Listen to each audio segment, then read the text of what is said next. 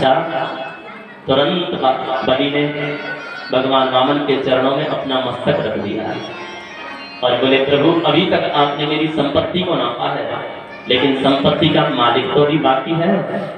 उठाइए अपना चरण और रख लीजिए मेरे मस्तक पर और अपना संकट को पूर्ण कर लीजिए। और उठाकर वामन भगवान ने जैसे ही बलि के सिर पर अपना चरण रखा है, सुखदेव कहते हैं राजन वामन भगवान की आंखों से जर्जर आंसू बहने लगे हैं। बलि मुस्कुरा रहा है और वामन भगवान की आंख से आंसू बह रहे हैं।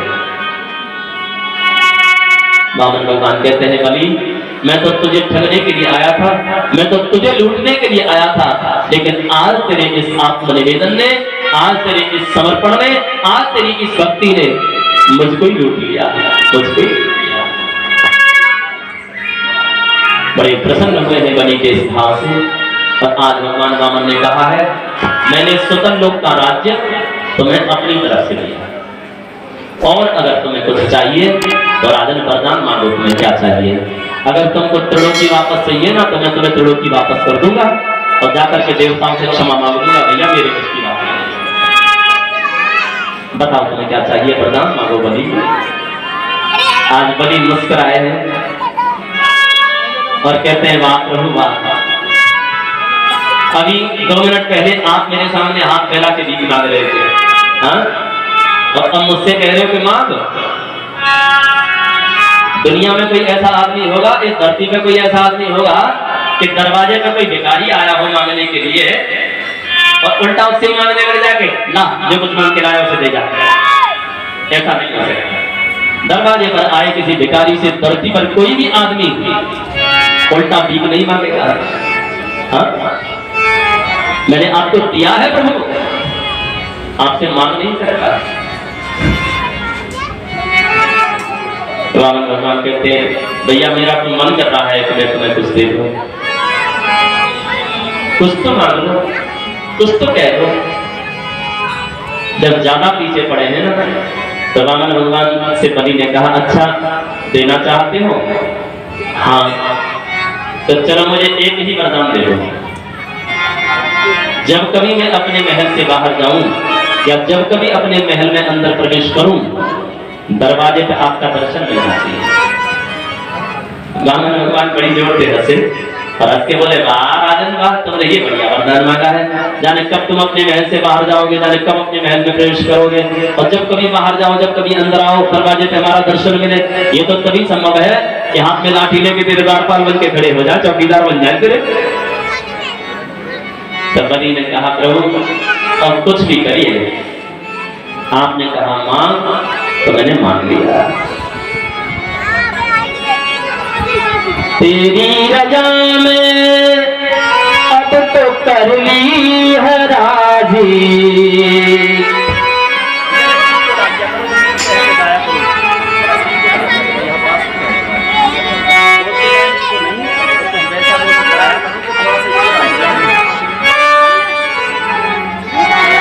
तेरी रजा में अब तो कर ली है राजी,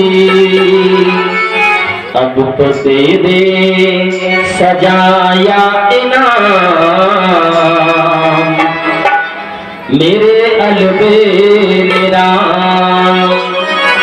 तेरी मर्जी का मैं हूँ गुलाम, मेरे अलबेला।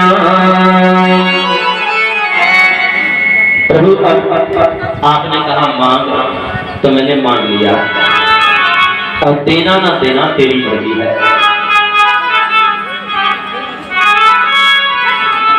तो कहते हैं आज भक्त के भाव में, भक्त के प्रेम में बंधे हुए परमात्मा, वचन में बंधे हुए परमात्मा बलि के दरवाजे पर हाथ में लेकर के लाठी द्वारपाल बन के खड़े हो गए, चौकीदार बन के। यह है परमात्मा की परवशता, यह है उस ईश्वर की भी मजबूरी। वो जब जब बंधा है ना भक्त के भाव में बंधा है। भाव के वश में है भगवान,